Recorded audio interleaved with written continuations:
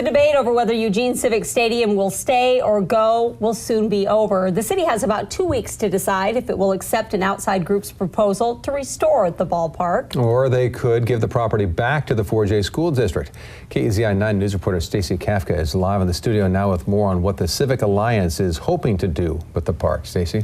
It's been nearly 6 years since the bleachers at Civic Stadium were filled with fans cheering on the Eugene Emeralds. But if the City Council approves the Civic Alliance's proposal to purchase the park, the bleachers could soon hold thousands of spectators coming to the stadium to check out professional soccer and lots of kid sports.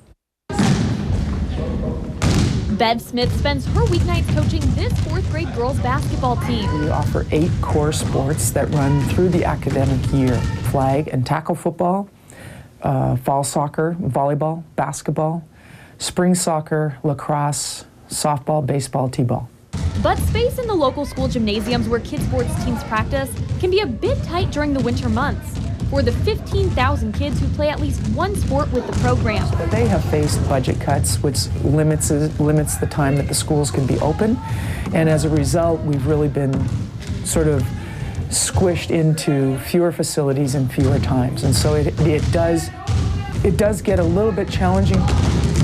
The organization has been looking for a facility to call their own and are hopeful a vacant piece of land adjacent to Civic Stadium could soon be home to a field house. By having a facility where we would have the equivalent of 4 full-size gymnasiums would really help us to host our own tournaments, to actually facilitate our basketball programs and our volleyball programs. This plan is in partnership with a group called the Civic Alliance.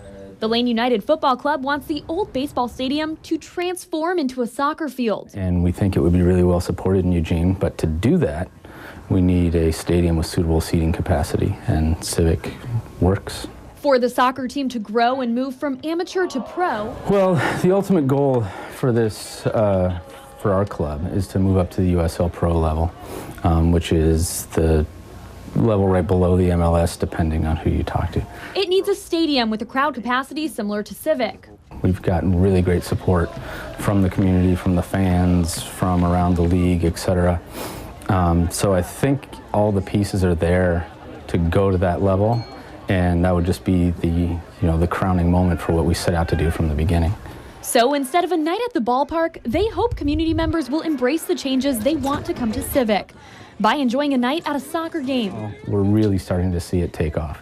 It's the second most popular sport in the country among 12 to 24-year-olds. Well, soccer has the highest number of registrants, and certainly we are able to help those registrants find space to practice and to play. Those working together to transform the stadium and land around Civic say they hope the sale will go through.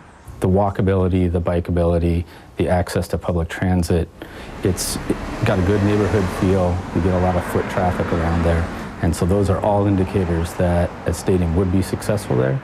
And there's already a stadium that just needs to be, buffed up a little bit. So they can work together to improve the health and well-being of the entire community.